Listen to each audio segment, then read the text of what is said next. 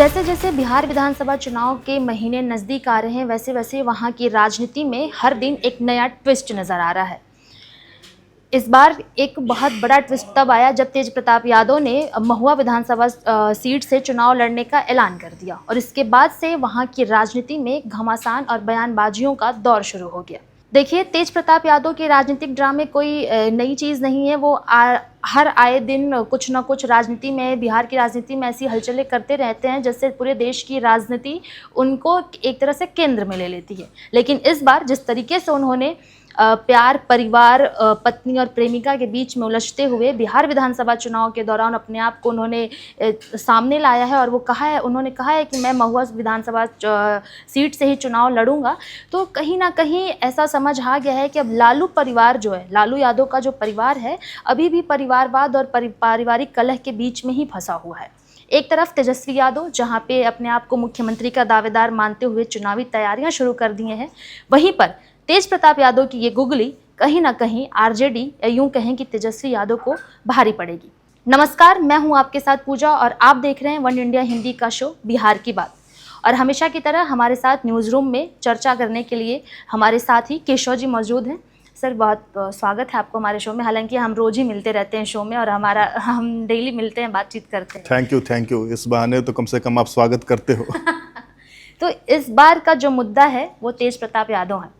तेज प्रताप यादव हमेशा से social media के लिए भी बहुत सारी कहानियां छोड़ के जाते हैं और हमारे आपके जैसे जो पत्रकार हैं या न्यूज़ रूम का जो माहौल है उसके लिए वो बहुत कहानियां छोड़ के जाते हैं। इस बार भी उन्होंने एक नई कहानी छोड़ दी है। मैं अगर कहूँ तो तेज प्रताप यादव बिहार पॉलिटिक्स के आइटम बॉय हैं। एकदम हमेशा वो कुछ न कुछ मसाला देते रहते हैं, आपने सही कहा। और ये जो मसाला है अगले कुछ महीनों तक लगातार मिलता रहेगा, चलता रहेगा। तेज प्रताप यादव को लोग राजनीति में कितनी गंभीरता से लेते हैं इसका कोई पैमाना हमारे पास इस वक्त मौजूद नहीं है। लेकिन देखिए, तेजस्वी यादव ने पिछले दिनों तेज प्रताप उनके बड़े भाई हैं, उनके लिए क्या कहा था कि वो उनकी मर्जी है, कभी वो बांसुरी बजाने लगते हैं, कभी वो जहाज उड़ाने लगते हैं, ये उनकी मर्जी है, वो जो चाहे वो करते हैं। तो मुझे लगता है कि लालू जी का परिवार ही तेज प्रताप यादव को उतनी गंभीरता से नहीं लेता है। और रही इनके पार्टी बनाने की, पार्टी तो नहीं, उन्होंने एक टीम बनाई है, टीम तेज प्रताप यादव। इससे पहले वो एक पेज भी चलाते थे, तेज प्रताप यादव दी सेकंड लालू। आप माने या ना माने, तेज प्रताप यादव की लोकप्रियता बिहार में है, अलग अलग कारणों से है। और कह सकते हैं तो वो भी एक कल्ट हैं। बिहार के जो वासिंदे हैं, वहाँ के जो वोटर्स हैं, या बिहार को जो लोग समझते हैं, फॉलो करते हैं राजनीतिक रूप से, उनके बीच में तेज प्रताप यादव किसी न किसी रूप में चर्चा का विषय बने रहते हैं। अब जबकि उन्होंने खुद अपनी एक टीम बनाई है और कहा है चुनाव तो वो महुआ से ही लड़ेंगे। पिछली बार भी वो महुआ से ही लड़ने के लिए आमादा थे, लेकिन उन्हें हसनपुर भेजा जाता है, जो समस्तीपुर जिले की एक प्रमुख सीट है। इस बार वो कह रहे हैं कि महुआ से चुनाव लड़ेंगे। महुआ सीट पर इस वक्त किसका कब्जा है? आप देखिए, किसका कब्जा मतलब किस पार्टी का, मैं नहीं पूछ रहा हूँ, मैं नाम नहीं लेना चाहता हूँ यहाँ पर। वो सीट आरजेडी की ही है, लेकिन महुआ के अभी जो वर्तमान विधायक हैं, तेजस्वी यादव से उनकी नज़दीकी छिपी हुई नहीं है। तो अगर तेज प्रताप यादव आरजेडी में रहते भी, तब भी उनको महुआ से टिकट दिया जाता या नहीं दिया जाता, इस बात पर बड़ा प्रश्न चिन्ह है। दूसरी बात, पिछली बार एंटी इनकम्बेंसी की वजह से तेज प्रताप को महुआ से हसनपुर भेजा गया, तथाकथित। इस बार हसनपुर में भी उनके हालात उतने अच्छे नहीं हैं। पिछली बार जब से चुन के आए तब से किसी न किसी विवाद में वो फंसे रहे। क्षेत्र में जो काम होता है, एक विधायक के तौर पर उनकी मौजूदगी उतनी अच्छी नहीं रही, तो वहाँ पर उनका एक पलड़ा कमज़ोर होता हुआ लग रहा है। महुआ इनका होम ग्राउंड रहा है। महुआ, राघोपुर, वो पूरा दियारा का इलाका जो है, उसमें इनकी अच्छी पकड़ है। लालू जी के परिवार की अच्छी पकड़ है, राष्ट्रीय जनता दल का वहाँ पर वर्चस्व रहा है। तो तेजस्वी यादव और तेज प्रताप यादव दोनों के बीच ये रस्साकशी होने वाली है। इसके कारण क्या है, इसका बैकग्राउंड क्या है, इस पर हम आगे भी चर्चा करेंगे। सर, आपने जहाँ कहा कि दोनों भाइयों के बीच में रस्साकसी चलती आ रही है, तो क्या कहीं ना कहीं लालू यादव का झुकाव तेजस्वी यादव की तरफ नहीं दिख रहा है? जिस तरीके से उन्होंने मतलब प्रेम के चक्कर में, प्रेम विवाह के या प्यार की इतनी बड़ी सज़ा मिली कि पार्टी से भी निष्कासित कर दिए, परिवार से भी निष्कासित कर दिए, तो इसको क्या माना जाए? एक सियासत की चाल मानी जाए या तेजस्वी यादव के लिए एक रास्ता क्लियर करते हुए नजर आ रहे हैं लालू यादव? पूजा, बिल्कुल, और एक सीनियर होने के नाते मैं आपको सलाह भी देता हूँ, प्यार की कीमत चुकानी पड़ती है, तो सोच समझ के। और तेजस्वी यादव का भी जो विवाह है वो उसी प्रकार का रिलेशनशिप है, उनको तो कोई कीमत नहीं चुकानी पड़ी। तेज प्रताप को भारी कीमत चुकानी पड़ रही है, पार्टी से भी अलग हैं, परिवार से भी अलग हैं। अगर मैं इसको राजनीतिक रूप से समझता हूं तो मुझे लगता है कि ये भी लालू जी की एक राजनीतिक चाल है। और यकीन मानिए, तेज प्रताप के ऊपर अगर वो तलाक का मुकदमा नहीं चल रहा होता और ये इलेक्शन का महीना, इलेक्शन का साल नहीं होता, तो शायद ऐसे फैसले नहीं लिए गए होते, ये मेरा मानना है। हो सकता है, बट मैं जहाँ तक समझ पाया हूँ, अगर एक व्यक्ति पहले से रिलेशनशिप में है, उसके परिवार वालों को पता है, तो फिर किसी अन्य लड़की से उनकी शादी क्यों कराई गई थी? इसमें सिर्फ तेज प्रताप यादव सवालों के घेरे में नहीं है, सवाल के घेरे में पूरा का पूरा लालू परिवार है। और उस अपराध से अपना दामन छुड़ाने के लिए इन्हें परिवार से अलग कर दिया। दूसरी बात, कई लोगों का कहना है कि इसमें एलिमनी भी एक एंगल होगा। जो लालू परिवार के वारिस रहेंगे, उनकी कितनी संपत्ति है, उस संपत्ति में कितना हिस्सा उनको त्याग करना पड़ सकता है, ये सारा चीज़ कैलकुलेट किया गया होगा मुझे लगता है, और तब यह फैसला लिया गया होगा कि चलो इनको अभी परिवार से अलग कर देते हैं। अब रही बात पार्टी से निकालने की, तो पार्टी से ऑब्वियसली इलेक्शन का साल है, पार्टी पर कोई तोहमत तो लेंगे नहीं, कोई कलंक लगना नहीं चाहिए, इसीलिए इलेक्शन वर्ष में इतना तो त्याग कर ही सकते हैं, पार्टी से भी अलग कर देते हैं। अच्छा, पार्टी से अलग करने का एक संविधान है, हर एक पार्टी का अपना संविधान होता है, और उसी संविधान के तहत देखिए ये कंडीशनल है, यह 6 वर्षों के लिए इन्हें अलग किया गया है, बाहर किया गया है। तो पार्टियों से तो 6 वर्षों के लिए, 2 वर्षों के लिए, 3 वर्षों के लिए अलग करने की परंपरा रही है, और 6 वर्ष एक टेक्निकल है। 6 वर्ष जो है ये सिर्फ ऐसे ही कोई आंकड़ा नहीं है। 6 वर्ष इसलिए दिया जाता है कि 5 साल में कोई ना कोई चुनाव दोहराता है, तो अगर किसी को सजा दी जा रही है तो कम से कम एक चुनाव में वह सफर करे, इसलिए 6 वर्षों का निष्कासन होता है अधिकांशतः पार्टियों में, आप देखेंगे। लेकिन परिवार में ये कौन सा संविधान है, कौन सी प्रथा या व्यवस्था है? परिवार से 6 साल के लिए निष्कासित कर दिया, परिवार से भी। अच्छा, परिवार से किसी को संपत्ति से बेदखल करने का पूरा प्रोसेस है, आपको एफिडेविट करना पड़ता है, आपको कोर्ट जाना पड़ता है। क्या इसमें जो तमाम औपचारिकताएं होती है वो पूरी की गई हैं? मुझे नहीं लगता है। यह सिर्फ ट्वीट करके तेज प्रताप यादव को पार्टी और परिवार से बाहर किया गया है। एक बात और मैं यहाँ पर जोड़ता हूँ, यकीन मानिए, मेरा पूरा भरोसा है इस चुनाव के बाद और तेज प्रताप ऐश्वर्या राय का जो तलाक का केस चल रहा है कोर्ट में, उसके फैसले के बाद तेज प्रताप की घर वापसी निश्चित है। सर, एक चीज़ यहाँ पे मैं और आपसे पूछना चाहूँगी कि अभी सोशल मीडिया प्लेटफॉर्म पे तेज प्रताप यादव तेजस्वी और लालू यादव को फॉलो करते हैं, बाकी के परिवार वालों को, चाहे उनकी बहनें हैं, किसी को भी फॉलो नहीं कर रहे हैं। तो अभी भी भाई का प्रेम तो दिख ही रहा है, और उन्होंने एक तरह से कह भी दिया है कि नई पार्टी का ऐलान नहीं करेंगे, क्योंकि माँ ने मना किया है तो नई पार्टी नहीं बनाएंगे। माँ ने मना किया है इसलिए नई पार्टी बनाएंगे, निर्दलीय चुनाव लड़ेंगे। माँ ने मना किया इसलिए नई पार्टी नहीं बनाएंगे। हाँ। तो मुझे यह सुन के देवदास मूवी का वो डायलॉग याद आता है, पिताजी ने कहा शहर छोड़ दो, माँ ने कहा पारो को छोड़ दो, पारो ने कहा शराब छोड़ दो, सब छोड़ दिया, और लास्ट में क्या हुआ? बड़ा काबिल आदमी था। आपको फैसला खुद करना चाहिए, किसी के कहे पर नहीं। कि बाबूजी ने कहा तो शहर छोड़ दिया, माँ ने कहा तो पारो को छोड़ दिया, और पारो ने कहा तो शराब छोड़ दिया, और आखिर में क्या हुआ? विलायत का पढ़ा हुआ बैरिस्टर अपनी चौखट पर ही दम तोड़ दिया, कुछ हासिल नहीं कर पाया। हासिल वही लोग करते हैं जो अपना फैसला खुद करते हैं। ये तो सब कर रहे हैं ना फैसला, कह रहे हैं महुआ से चुनाव लड़ेंगे, शाहपुर से भी उन्होंने कह दिया कि निर्दलीय चुनाव हम मदन लाल यादव को, हमारे बड़े भाई मदन लाल यादव को हम चुनाव लड़ाएंगे। तो फैसला तो ले ही रहे हैं। फैसला ले रहे हैं कि पार्टी नहीं बना रहे हैं ना। माँ ने कहा दिया पार्टी नहीं बनाओ, तो इसलिए पार्टी नहीं बना रहे हैं। तो अब समझिए मैंने क्या कहा इससे पहले कि तेज प्रताप यादव इस चुनाव के बाद घर वापसी करेंगे, इसीलिए तो पार्टी नहीं बना रहे हैं। पार्टी, हालांकि पार्टी बनाएंगे तो पार्टी का भी विलय होगा, पार्टी नहीं बनाएंगे सिर्फ खुद ही झोला उठा के आना है, चले आएंगे। रही बात, आप कह रहे हैं कि सिर्फ तेजस्वी यादव को और लालू यादव को फॉलो कर रहे हैं, बाकी जो उनके परिजन हैं उनको उन्होंने अनफॉलो कर दिया है।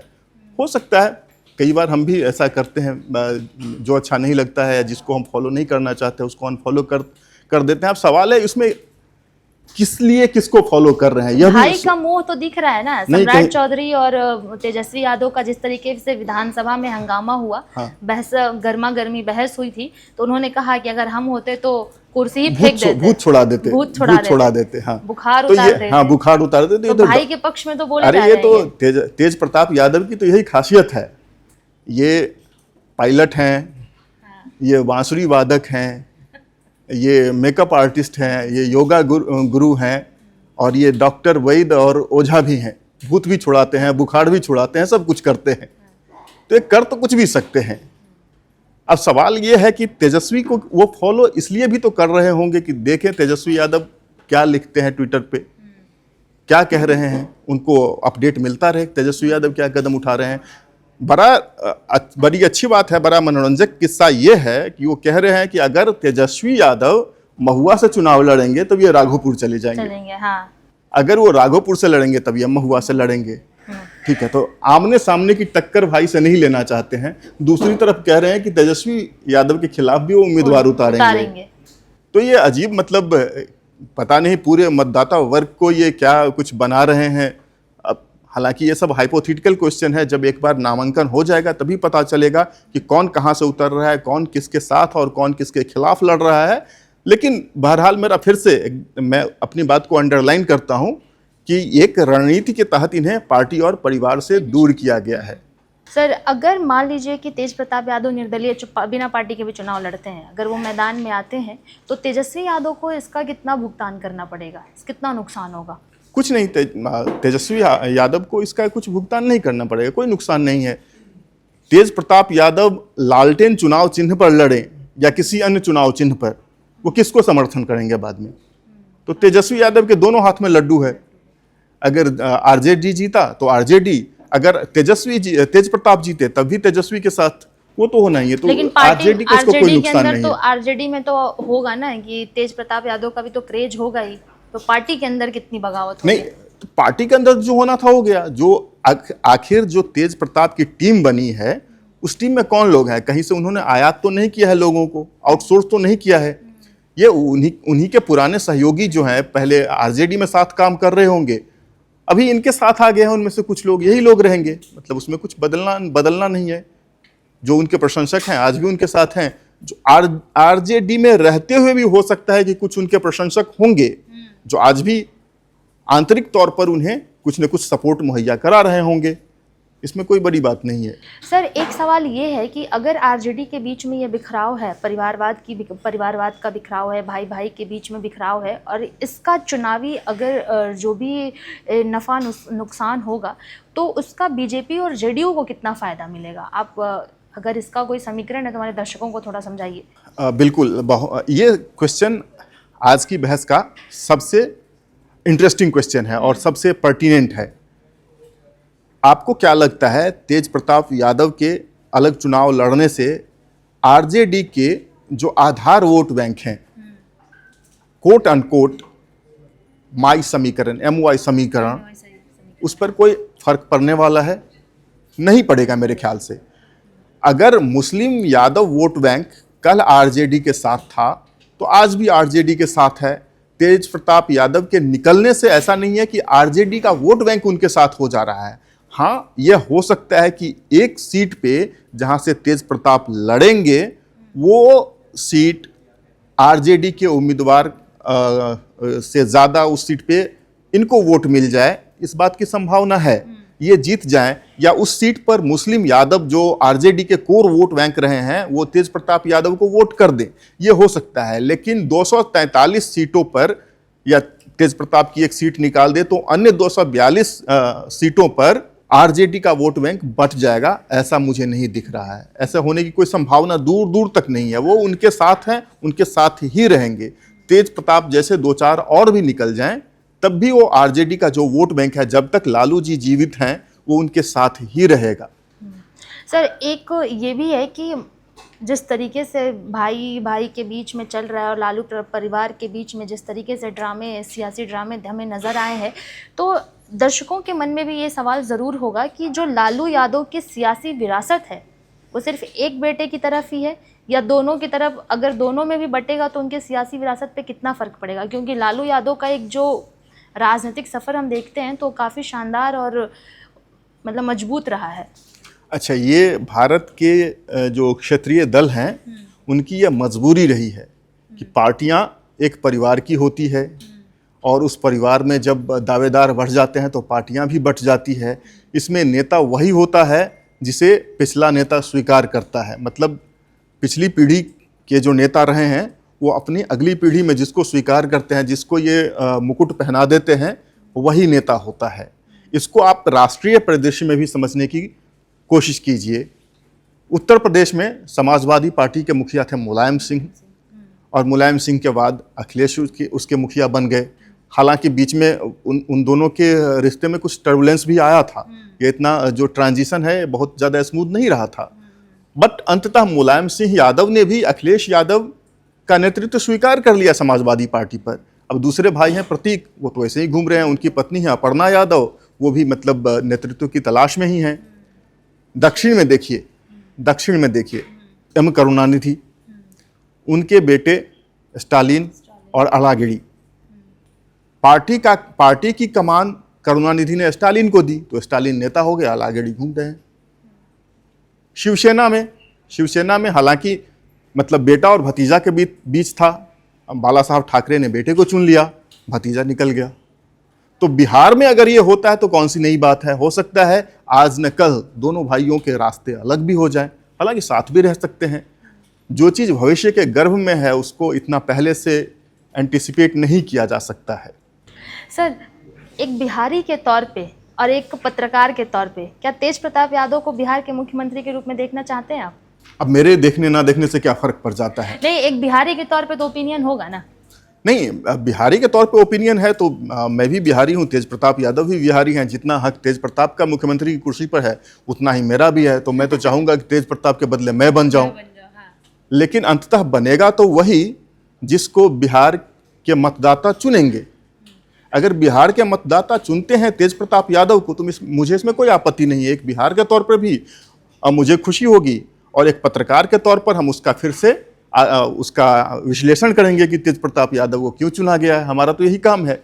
जो गोटी चल दी गई हम देखते हैं हाँ सही पड़ा है, इसका A to Z पूरा तब हम देखते हैं कि हाँ इस एंगल से चला गया था, इसीलिए एकदम निशाने पे लगा है। बहुत शुक्रिया सर। आज उम्मीद करते हैं कि आज की जो हमारी चर्चा है थोड़ा हमने लाइट तेज प्रताप यादव के व्यक्तित्व की तरह ही हमने थोड़ा सा मज़ेदार और इंटरेस्टिंग रखा है। उम्मीद करते हैं कि हमारे दर्शकों को भी ये पसंद आया होगा। और आपको आप फिर से बता दूं मैं कि ये जो हम बातचीत कर रहे हैं बिहार के इलेक्शन तक चलेगा और हम आपसे बार बार कह रहे हैं कि जो भी मुद्दा हो आपका, आपके बिहार का, आपका अपना मुद्दा, आप हमें कमेंट बॉक्स में बताइए कि किस मुद्दे पर आप हमें सुनना चाहते हैं या न्यूज़ रूम में हमारे बाकी साथियों के साथ किस तरह के मुद्दे पर चर्चा हो, किस तरह के मुद्दे पर विश्लेषण हो, समीकरण बने। तो जो भी मुद्दा हो कमेंट बॉक्स में हमें बताइए। फिर मिलेंगे हम आपको कल इसी वक्त। तब तक बने रहिए हमारे साथ और देखते रहिए one India Hindi. Subscribe to One India and never miss an update.